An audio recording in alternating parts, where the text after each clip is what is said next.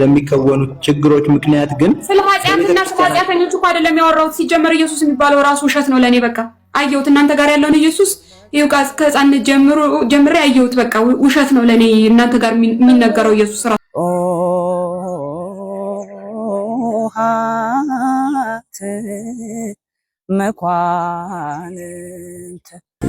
ክርስቲያኖች ሲጋቡ ቀለበት ያደርጋሉ። ቀለበቱ ፍርቅ የሌለው ነው፣ ጉጠትም የሌለው ወይም ደግሞ ፈርጥ ነው የሚባለው አይደለ? ፈርጥ የሌለው ወይም ደግሞ ፍርቅ የሌለው። ፍርቅ የሌለውን ቀለበት ብትዞሪ ጫፉን የት ላይ ነው የምታገኘው? ጫፍ የለውም፣ ዝም ብሎ መዞር ነው። እና ይሄ ዘላለማዊ ህይወት ነው ለዘላለም። እነዚህንና የመሳሰሉት ጉዳዮችን አብረን እናያለን። አብራችሁን ቆዩ። አሁን የመጀመሪያውን ቪዲዮ አብረን እንመልከት። ራሷን በክርስቶስ ኢየሱስ ደም ዕለት ዕለት እየቀደሰች እንድትኖር እግዚአብሔር በምድር ላይ ያስቀምጣት ማህበር ስለሆነች፣ ስለዚህ በቤተ ክርስቲያን ውስጥ ስለሚከወኑት ኃጢአቶች ስለሚከወኑት ችግሮች ምክንያት ግን ስለ ኃጢአትና ስለ ኃጢአተኞች እኮ አይደለም ያወራሁት። ሲጀመር ኢየሱስ የሚባለው ራሱ ውሸት ነው ለኔ። በቃ አየሁት እናንተ ጋር ያለውን ኢየሱስ ይኸው ከሕፃንነት ጀምሬ አየሁት። በቃ ውሸት ነው ለኔ እናንተ ጋር የሚነገረው ኢየሱስ ራሱ እኮ እያልኩ ነው እኮ። አሁን እሱ እኮ ኢየሱስ ጌታ ነው ስላለ ለምሳሌ የሆነ ሐሰተኛ ስላለ እኮ እኔ አልደግመውም ማለት እኮ አይደለም ያንን ነገር። ኢየሱስ ጌታ ነው የጌቶች ጌታ ነው ስላለ ሐሰተኛው ነብይ እኔ ኢየሱስ ጌታ ነው ኢየሱስ የጌቶች ጌታ ነው አልልም ማለት እኮ አይደለም። እናንተ ጋር የሚወራውና የሚሰበከውና ከዛ ገብታችሁ የምታዩት መንፈሱም ህይወቱም ያለው ነገር በጠቅላላ ውሸት ነው። ውሸት ስለሆነ ወጥቻለሁኝ።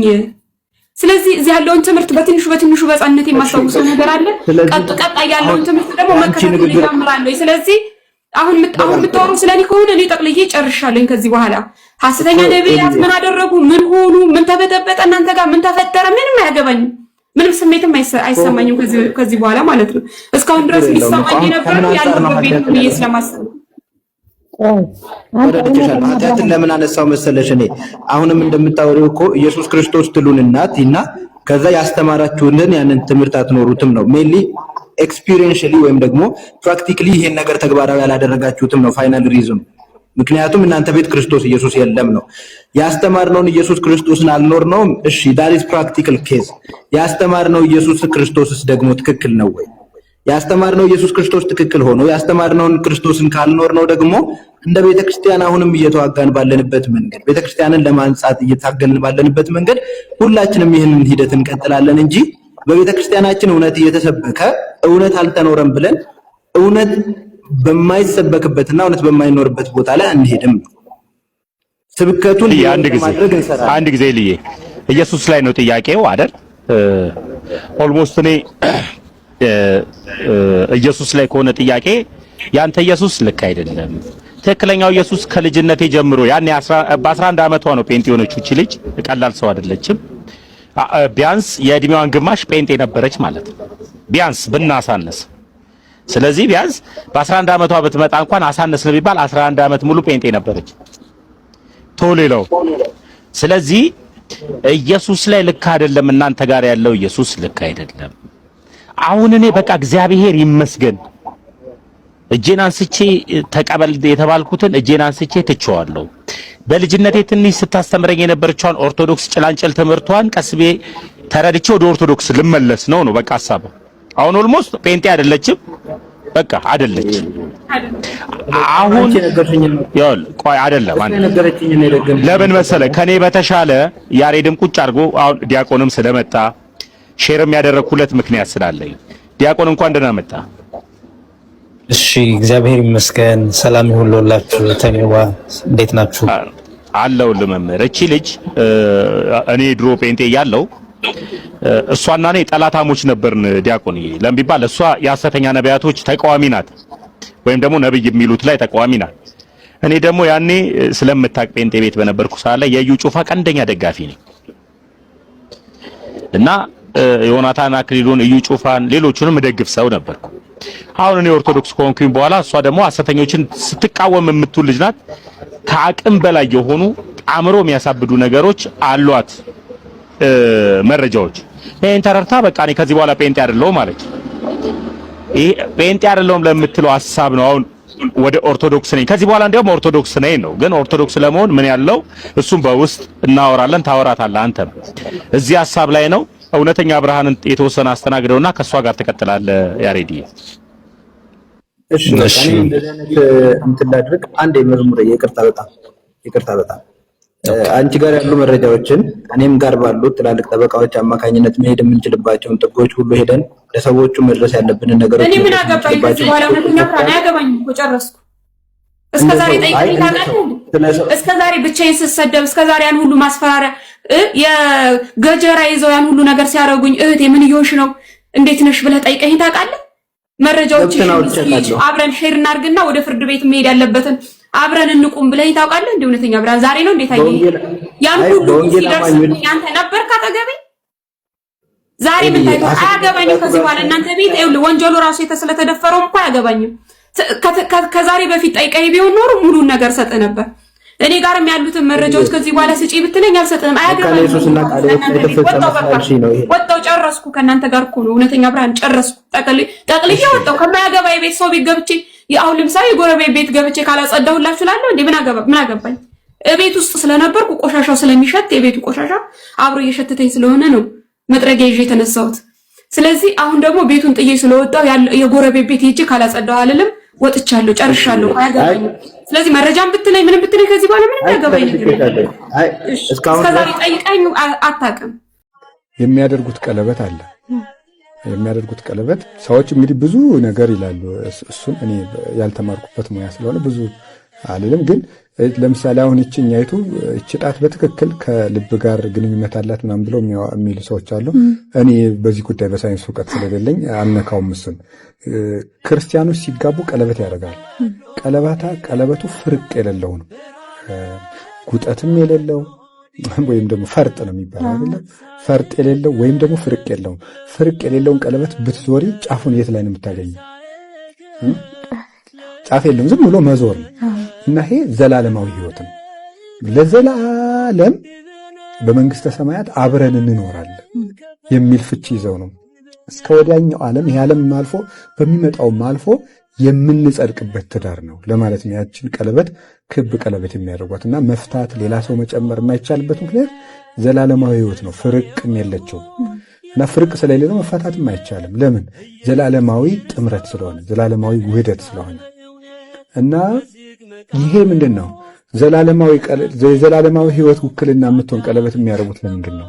ክርስቶስ ትንሣኤን ስለመሰከረ ነው። ክርስቶስ ትንሣኤን ስለመሰረተልን እና ጋብቻው የትንሣኤ ነው። ስጋዊ ፈቃድን ለመፈጸም በኑሮ ለመረዳዳት ወይም ደግሞ ገንዘብ ለማጠራቀም ወይም ኑሮ ስለቸገረው አይደለም ሰው የሚያገባው።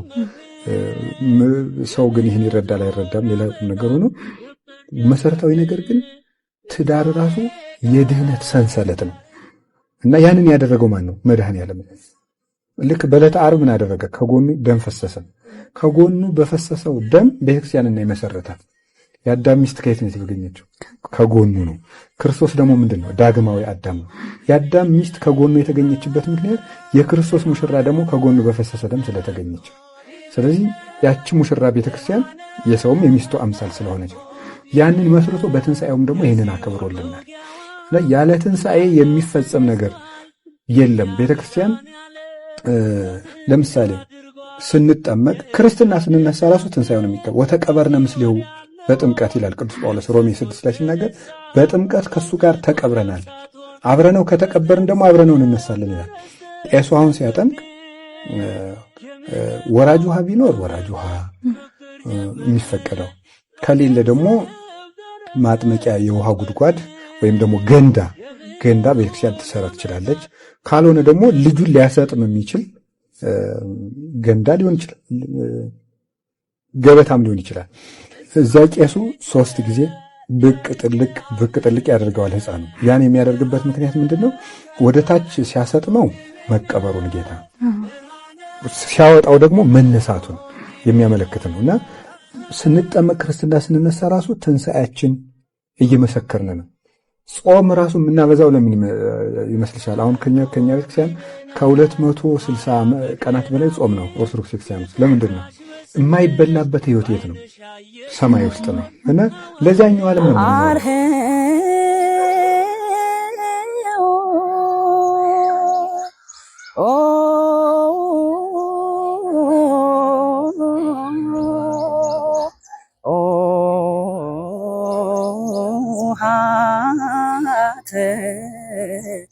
መኳንንት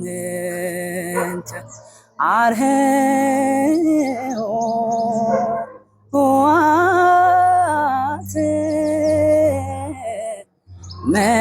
መኳንንት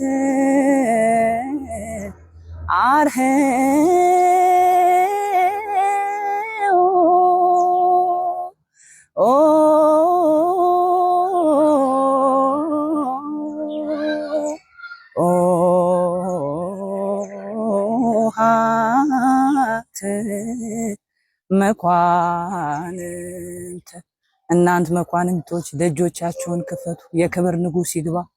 ይሄ የክብር ንጉሥ ማን ነው? እግዚአብሔር ነው፣ በሰልፍም ኃያል እግዚአብሔር ነው፣ ብርቱና ኃያል። ውድ ተመልካቾቼ ይህ ታሪክ 3 ታላላቅ መንፈሳዊ ምሰሶዎችን ያሳየናል። አንደኛው ቅዳሴ ነው። ቅዳሴ ማለት መላእክትና ሰዎች በአንድነት የሚቆሙበት፣ ሰማይና ምድር የሚገናኙበት ታላቅ ምስጢር ነው። እህታችን ቅዳሴ ናፍቋት ነው። በቃት ድምፅ ብቻ ሳይሆን ያ በቅዳሴ ውስጥ የሚገኘው ሰላምና የእግዚአብሔር መገኘት ነው። ሁለተኛው ታሪካችን ደግሞ ትዳር ነው። በቤተ ክርስቲያናችን ትዳር ስምምነት ብቻ ሳይሆን ተክሊል ወይም የክብር አክሊል የሚጫንበት መንፈሳዊ ጉዞ ነው። በተክሊል የታሰረ ትዳር መሰረቱ ጽኑ ነው። ምክንያቱም በሰው ፍቃድ ብቻ ሳይሆን በእግዚአብሔር ቡራኬ የታተመ ነው። በመጨረሻ ትንሣኤ። በዚች እህት ወደ እናት ቤተ ክርስቲያን መመለስ ራሱ አንድ ትንሣኤ ነው። ትንሣኤ ማለት ከሞት መነሳት ብቻ ሳይሆን የጠፋንበት መንገድ ተመልሰን ብርሃንን ማግኘት ነው። ክርስቶስ ሞትን ድል አድርጎ እንደተነሳ እኛም በንስሐ ስንመለስ አዲስ ሕይወትን እንጀምራለን። ይህ የምስራች ሁላችንም ደስ ሊያሰኘን ይገባል። ያም ሚዲያን ሰብስክራይብ ያድርጉ። ደህና ሁኑልኝ። እወዳችኋለሁ። በሌላ መርሃ ግብር እስክንገናኝ ደህና ሰንብቱ። ደህና ሁኑ።